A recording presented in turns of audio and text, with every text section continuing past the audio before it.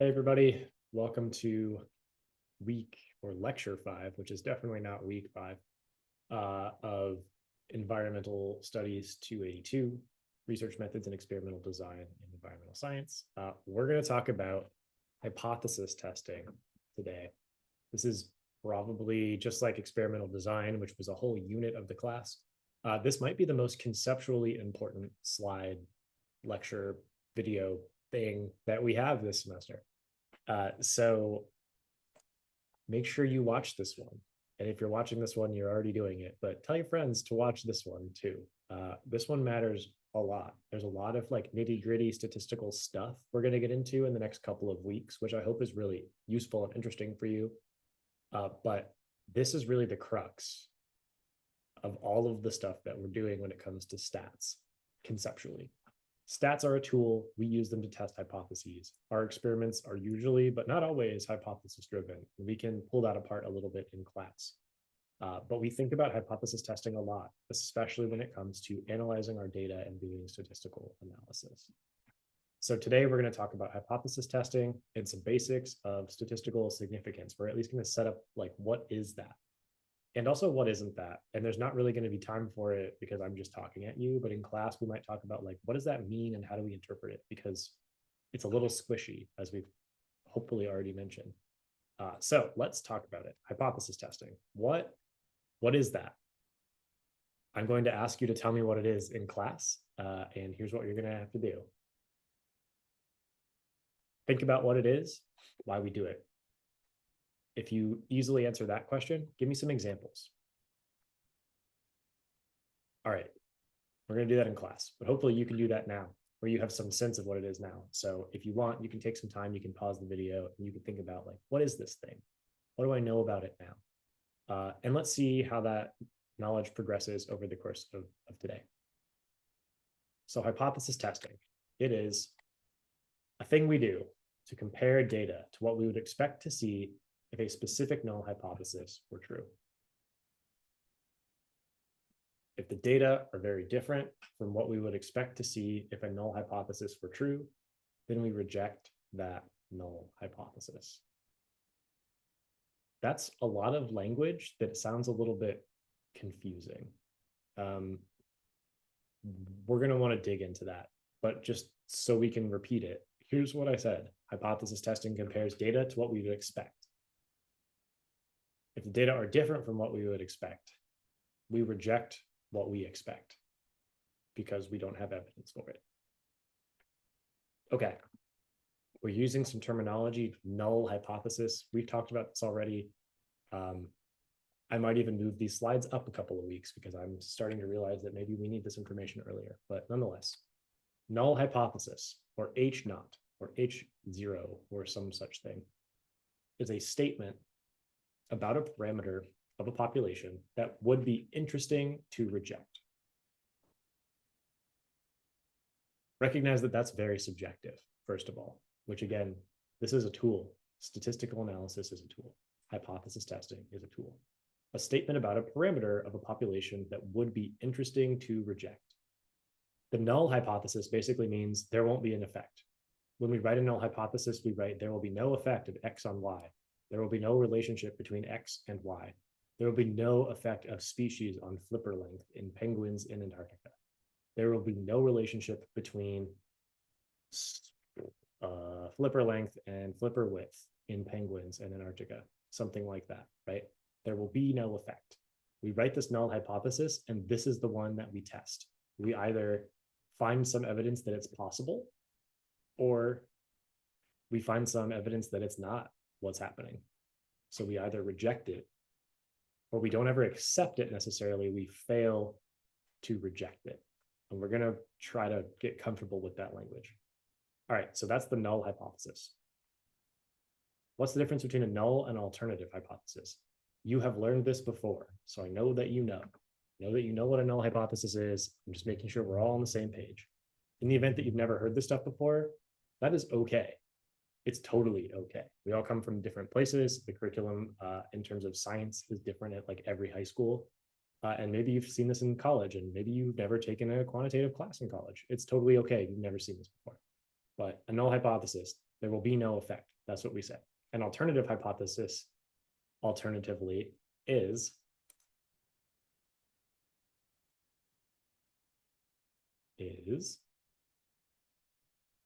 usually written as X will impact Y or similar. And I have a slide in here. Seem to have deleted my slide that defines null hypothesis. A null hypothesis is this. It includes all other feasible values for the population parameter besides the value stated in the null hypothesis. So we would say, we would write HA as X will impact Y, or species will impact bill length, or flipper length will impact flipper width. To do a statistical hypothesis test, we should write out a clear H naught, and it's usually helpful to have a clear HA, an alternative hypothesis. This is what we talked about when we were doing our experimental design. When you're writing hypotheses, it's good to think about not just what the statistical test is based on, the null, but also like what are the possible outcomes? If we're trying to test something that might be interesting, there's a reason why we think it's interesting. There's some relationship that we're looking for or some trend that we want to identify. And if it's there, that tells us something. And we want our experiments to tell us something. So what could that possibly be? Think about not just whether there will be a difference between two things or whether there will be an effect of one thing on another, but instead think about what the magnitude and the direction of that effect will be. Flipper length is 3 times larger in emperor penguins than in Adelie penguins, right? Something like that. Tell me the magnitude and the direction, positive versus negative, and then how much different the two things might be, right? Because that is really what matters. The fact that there is a difference, like there's usually a difference between stuff if we just look hard enough.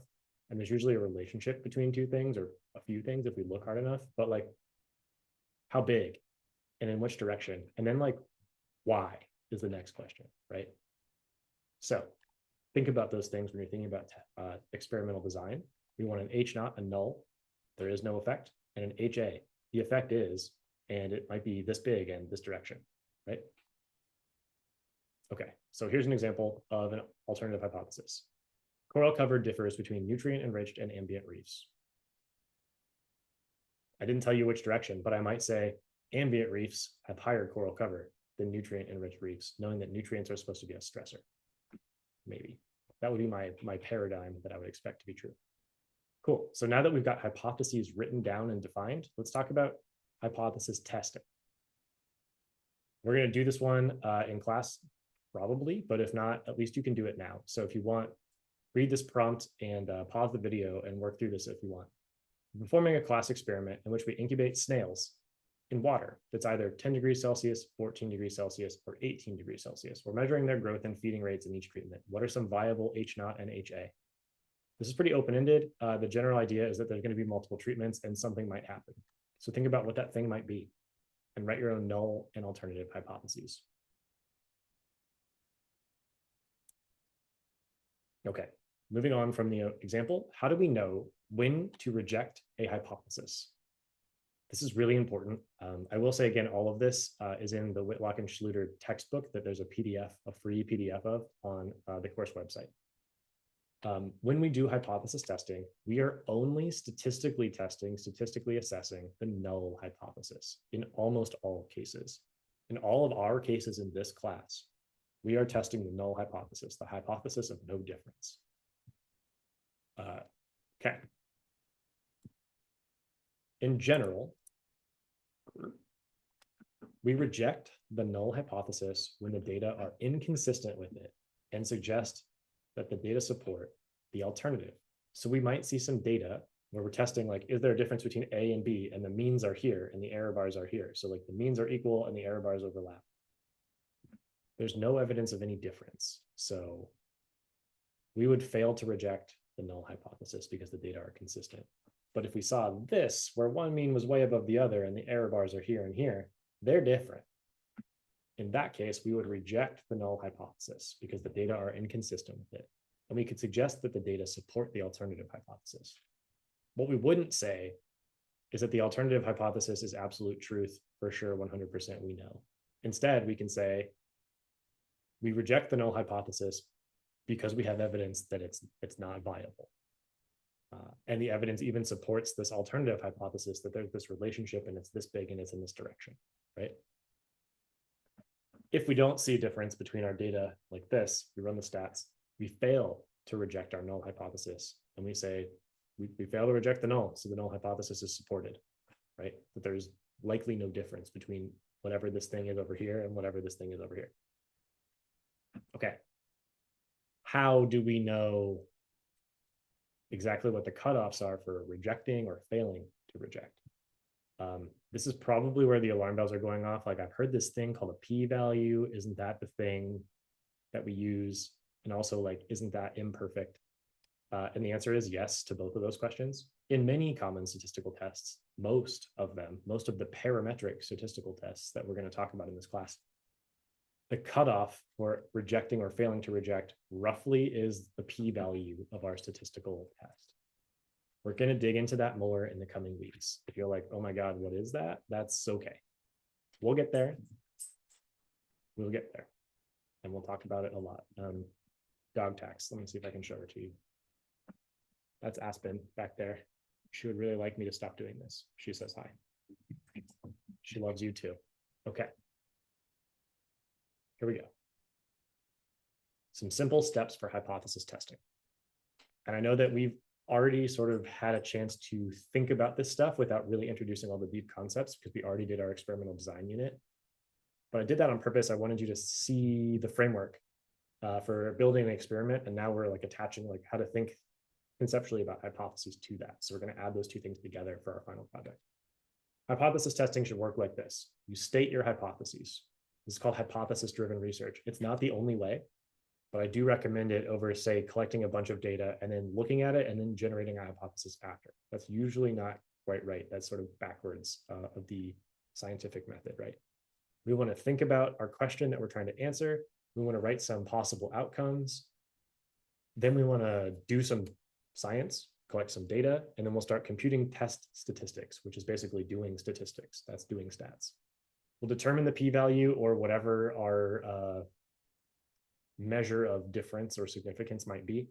And then we will draw some conclusions. It works in that order. First, you have to have a question, and then you have to do the steps it takes to answer said question, right? So really important to consider hypotheses when you're designing your experiment. That's why I made you think about those last time in the experimental design unit. And I'm realizing like we might even put this ahead of the experimental design unit just so that we don't have to kind of teach both at the same time. So it's very important to consider your hypotheses when you design an experiment. We want to make sure our experiment is appropriately designed to test our hypothesis in a robust way. And if we haven't learned all the ins and outs of statistical analyses yet, so we're not like 100% confident about how to do that, but we've learned a lot of good practices for designing an experiment, right? Mostly big sample size and independence, right? We're going to spend pretty much all of next week, but also like most of the semester learning about how to design, how to test hypotheses in a robust way. Okay. Let's work through an example of writing hypotheses. Here's an example of handedness. My H0, my null hypothesis, is that left and right hand dominance or handedness are equally frequent in our class. The probability of both is 0.5, right? Half the class is left, half the class is right. Our alternative hypothesis might be that they're not equally frequent.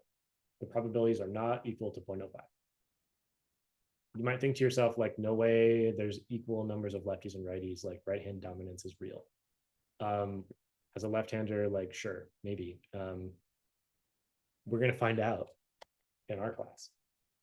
This is an alternative hypothesis, in this case, the AJ, that says left and right-handedness are not equally frequent. It's something called a two-sided hypothesis. There's two possible outcomes. Either right-handedness is more common or left-handedness is more common. We could be more specific with our hypotheses, and we could say left-handedness is more frequent than right-handedness, or we could say right-handedness is more dominant than left-handedness, right? We could specifically make it one or the other. If we did that, it would be a one-sided hypothesis where we're saying like, is right bigger than left, or is left bigger than right? In our case, we're saying they're either equal or they're not. One could be bigger than the other. We're not specifying which one has to be bigger than the other. So that's important. This is a two-sided hypothesis test. This tends to be how we think about it, because sometimes our preconceived notions about which thing is going to be more important is totally wrong. So it's important to think about doing a two-sided test. All right, in this case, the test statistic will be a number calculated from the data that's used to evaluate how compatible the data are with the result expected under the H naught. And that is mostly a bunch of fluffy words that don't have a lot of meaning. But in theory, the test statistic or the p-value or some such thing would tell us whether our probabilities were likely equal or whether they were different and which one was bigger than the other. A two-sided or two-tailed test would include parameter values on both sides of the specified H naught. One is bigger than the other to the left, one is bigger than the other to the right. And a one-sided or one-tailed test would only test whether one was bigger than the other, whichever one we cited. So let's say our one-tailed test was like right is more dominant than left. We would only test that. We wouldn't test the other way around. So if left was bigger than right, we would not test that. Usually you do a one-sided test when you can only go one direction or when you know that there's no way the relationship can be reversed. In this case, that is not it. It's very unlikely that there'll be more left-handed people than right-handed people, but it is definitely possible. So we want to do a two-tailed test. So that's our example. If the H naught were true, the distribution, what would it look like? Go back a couple lessons to your distribution lesson and see if you can remember. If H naught were true, what would the distribution look like? H naught meaning that like left and right-handedness are exactly the same probability. Will real-world data always match this? And if it isn't perfect, do we always reject the H naught? Those are like a lot of questions that I've gotten in the past. So pause the video and think about it, maybe even draw your distribution if you want. And I'll give you like 5 seconds, and then I'm going to show you the distribution.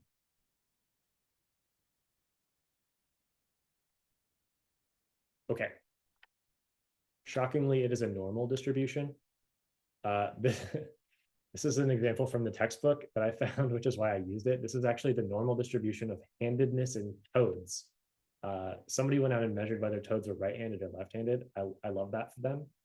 And they found out that it's, in this case, actually pretty normally distributed. The number of right-handed toads out of 18 is normally distributed around 9, which means roughly half of the toads are right-handed. That's pretty cool. Okay. So the most likely distribution we would have is 9 right-handed toads is most likely, but we could also have between 0 and 18 right-handed toads, or we could have between 0 and 18 students. What happens if we have 14 out of 18 students who are right-handed?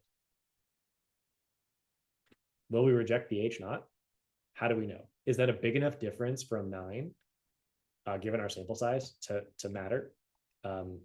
Your intuition might be saying like, yes, probably, but also that sample size isn't huge. If you're thinking about it for our class of 6, if we have 4 out of 6, is that enough to reject them all?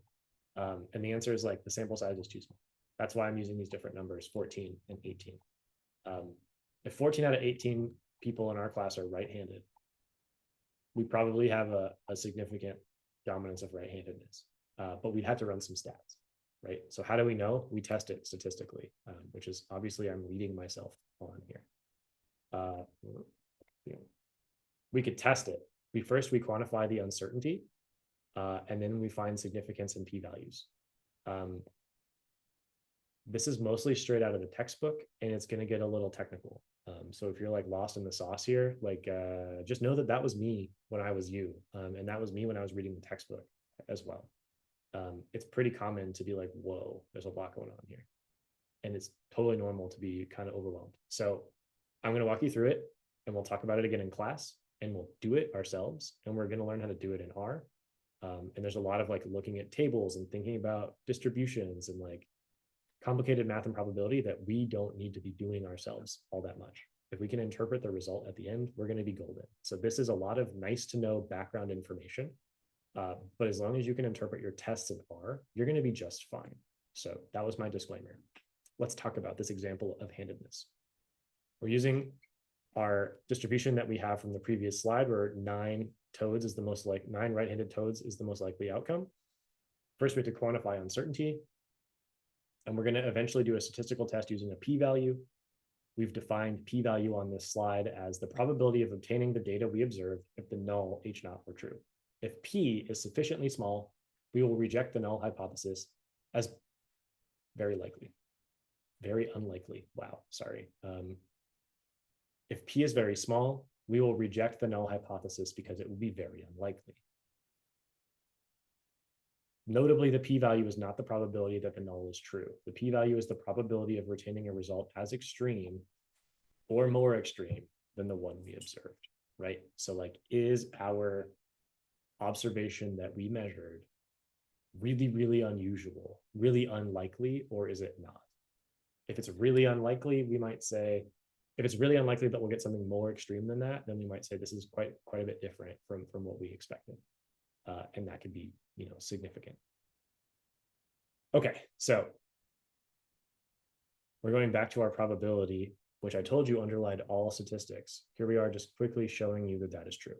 What's the probability of having 14 or more right-handed toads? If that probability is sufficiently small, in most instances less than 0.05 or less than 5% likely, we might have something significant going on. So we've got a probability of 14 or more right-handed toads. We have to do then the probability of 14, the probability of 15, the probability of 16, 17, and 18. We add them all together. We've got this nice little probability table at the right. We can just dial down that chart and add them together, and we'll get a probability of 14 or more right-handed toads to be 0.0155. There's a 2% or 1.5% chance that we're going to get something like 14 out of 18 right-handed, assuming a normal distribution of probabilities in how many toads are right-handed, right? So assuming normality, we do this, it's pretty unlikely that we're going to get 14 out of 18 right-handed toads. Pretty unlikely. So this is a two-tailed test. We must consider equally extreme probabilities at the other end of the distribution. That's the probability of having 1, 2, 3, 4, and 5. To do this, we multiply our calculated probability by 2, or we can add to our current probability of 14 or higher also the probability of 5 or lower. We add that all together and we get the probability in a two-tailed test. So the probability of being greater than 14 and the probability of being on the other side, the same extremeness away from the middle, 5 or less. That probability comes out to the probability equaling 0.031. 0.031, a 3% chance that we would get something so extreme on either side. That is below our normal cutoff of 0.05, which tells us that we likely have something different from our null. So let's look at that. In case you were like totally confused about how this worked as a two-tailed test, here's an example where everything is colored in red if it's showing you what we just measured. So you see the expected value under H naught is 9. The value that we got was 14 out of 18, and that's equivalent to being 4 or less. So if we're 14 or higher or 4 or less, what's the probability of being either of those things? You can see it's quite low. We added them all together. The probability was 0.03 or 3%. Based on this test, we either reject or we fail to reject the null. In biological sciences, our level for significance is if something's less than 0.05, we are likely going to call it evidence that we can reject our null. We have significance, and we're going to unpack a lot about what that means. This cutoff is a convention. It's arbitrary. It's really important to know that other people use 0.03, 0.01, 0.001, 0.00001. It really depends on your context, your sample size, and how precise and conservative with your estimate that you would like to be. But generally in our field, biological, ecological science is 0.05, for better or for worse, mostly for worse. Recognize that this is not a brick wall. It's not the be all end all. If you get 0.0499, that doesn't mean you have significance. If you get 0.06, that doesn't mean you have no significance. This is squishy, and it's an arbitrary cutoff, and we can talk about what that means. And keep in mind always that it's like there's a 95% chance of one thing and then a 5% chance of another thing. That 5%, that could still be happening. So, we can't say P is less than 0.05, it's absolute truth that A is different from B. You just can't. So we will continue to unpack that across the semester. Okay. Like I said, it's tricky. We will talk about it more. Please ask questions about this. We can spend as much time as needed talking about this concept. So the significance level, which we also call alpha, is the probability criterion that we use to reject the H naught.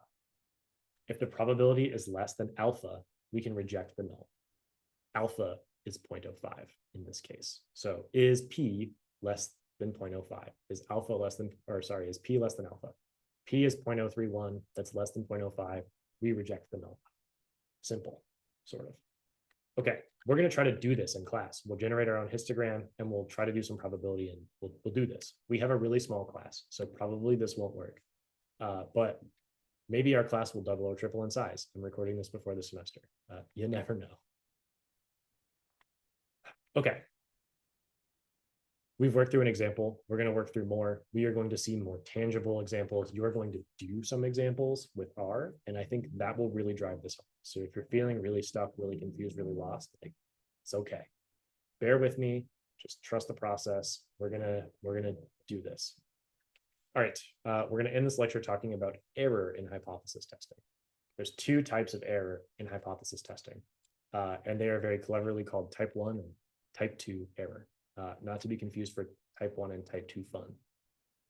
Type 1 error.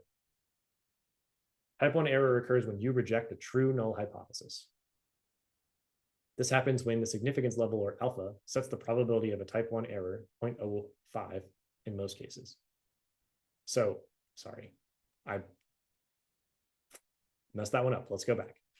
Type 1 error is when you reject a null hypothesis that is in fact actually true. The null hypothesis is upheld, but we had an error in the way we ran our experiment, collected our data, did some of our analysis, and we rejected the null hypothesis, even though it was actually happening.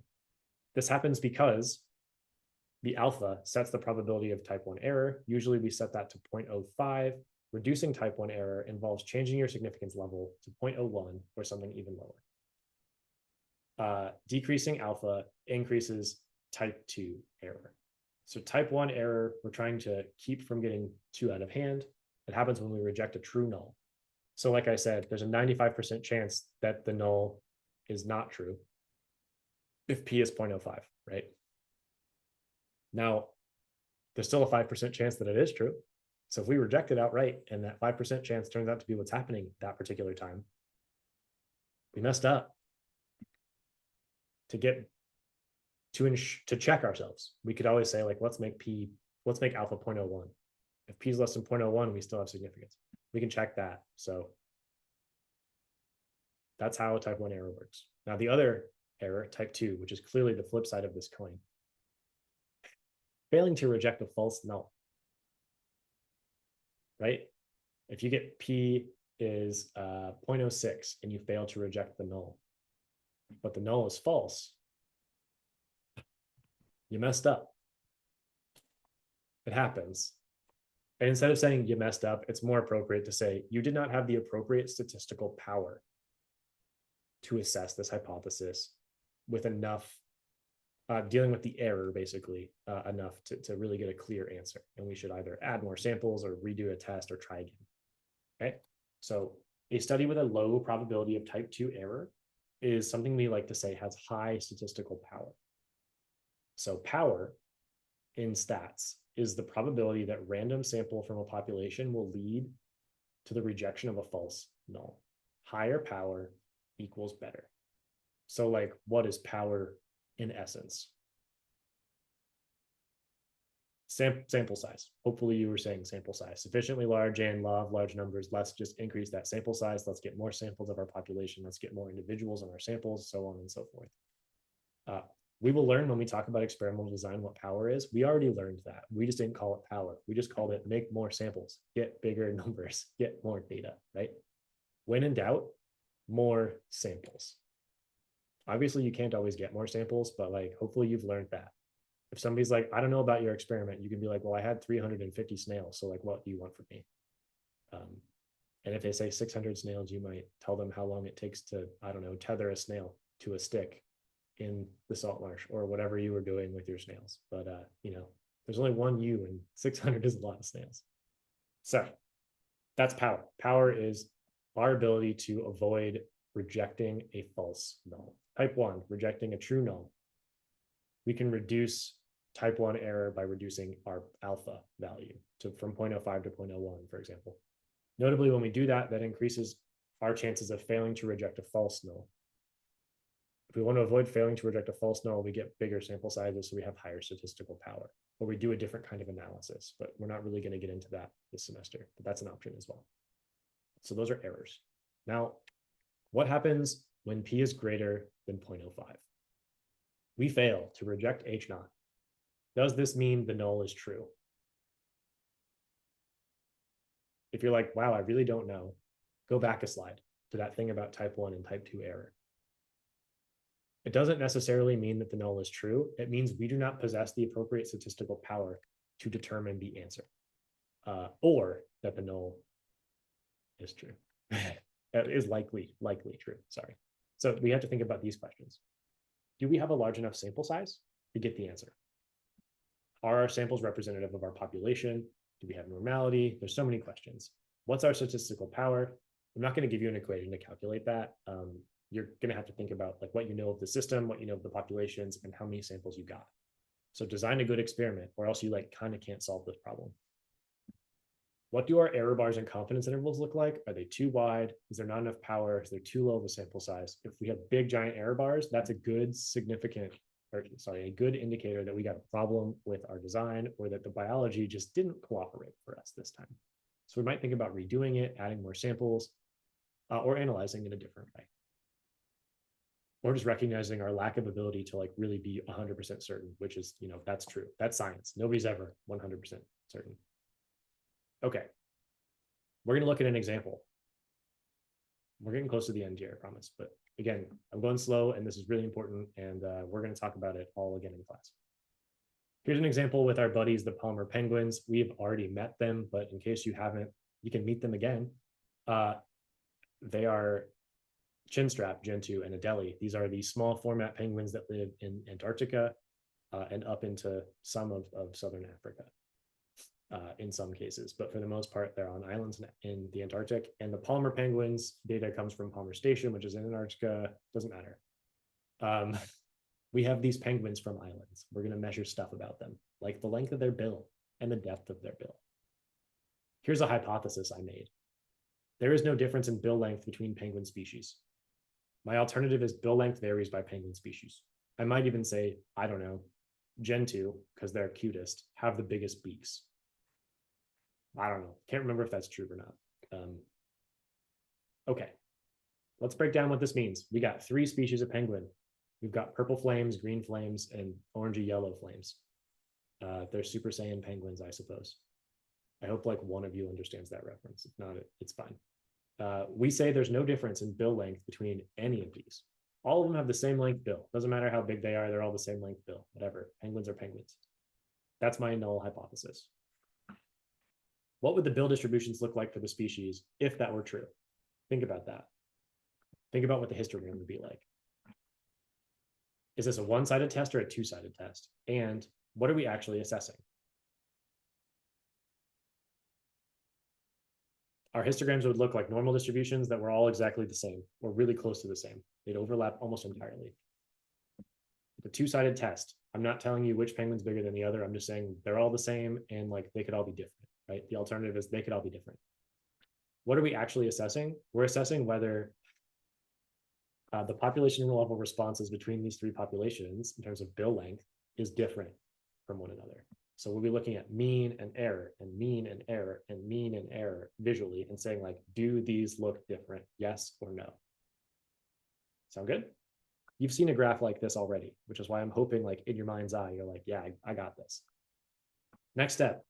We're going to compute that test statistic. We're going to compute the test statistic. How do we know which test statistic? We're going to have to think about it. We're going to look at the data, and then we're going to figure out a little bit more about what stats we need. We haven't learned enough stats to like know exactly which test to use here. I'll just tell you, we're going to have to use analysis of variance if we want to get this answer, which is the last thing we're going to learn this semester. It's also called ANOVA. You've probably heard of it. You've probably seen it. We'll get there. So step 1, what do the histograms look like? Here they go. Histograms on the left. We've got Adelie, chinstrap, and gentoo. We can see that like they are not exactly the same. This isn't the most perfect way to view them. There's another way you could look at them. So I made them into density plots for you. Here you can see like a clear bimodal distribution in chinstraps. Remember that we haven't pulled out biological sex. So that could be part of our distribution difference. We talked about that when we looked at this data before, but you can see like the means, which is the high part of each of these, and the distributions, they don't necessarily totally overlap. By looking at this one on the right, I would say maybe Adelis have smaller bills than the other two. In case you were wondering what those lines were, those are the 2.5 and 97.5% tails to the left and to the right of each of those lines. That's what we're measuring. Those are the places where P is less than 0.05. So like if those tails overlap a lot, we probably don't have a difference. If the tails don't overlap very much, we might pretty easily have a difference. So maybe you can see these tails here are all right about in the same place. So we're like right on the edge of Adeli being smaller. It's probable that since the tail doesn't overlap with the mean, that we're going to have a difference here versus here where these are like totally not going to be different. So let's take all of our individual penguins and plot our means and look at our confidence intervals. Here you go. Do our means and confidence intervals overlap between red and the other two? Sorry, this is standard error of the mean. I should tell you that, not confidence interval. This is standard error of the mean.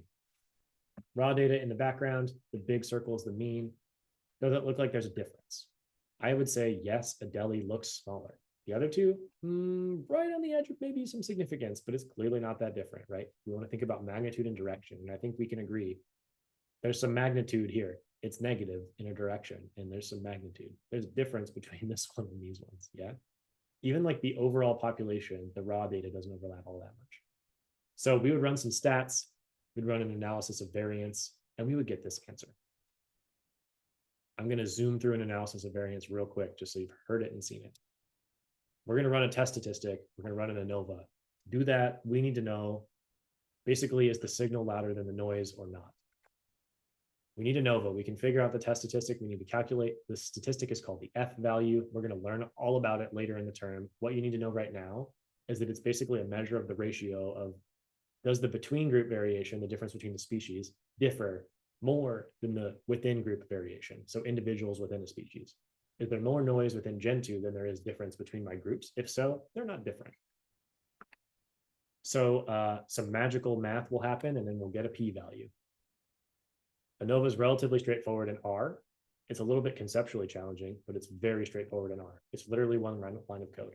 Analysis of variance, the effect of species on bill length, data from penguins. That's it. That's all we do. Then we get this table. It tells us a p-value. This p-value tells us there's a significant effect of species, which you see over here on the left, on our bill length. That's really neat.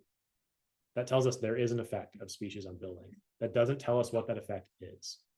So anytime you run an ANOVA, if you get a p-value that's significant for an effect, you got to do a second test, because I need you to tell me not that there is an effect, but what that effect is specifically. To do that, you need something called a Tukey's honestly significant difference post hoc test. You run that with this line of code, Tukey, HSD, on your thing. And then it compares, is Chinstrap bigger than Adeli? Is Gentoo bigger than Adeli? Is Gentoo bigger than Chinstrap? The sign that you get in the diff column tells you whether it's positive or negative. So Gentoo minus Chinstrap is negative, which means Chinstrap is bigger. So on and so forth. And then you get some p-values. Less than 0.05 means there's a significant difference. You can see that these are all less than 0.05. That tells us that every species is different from every other species.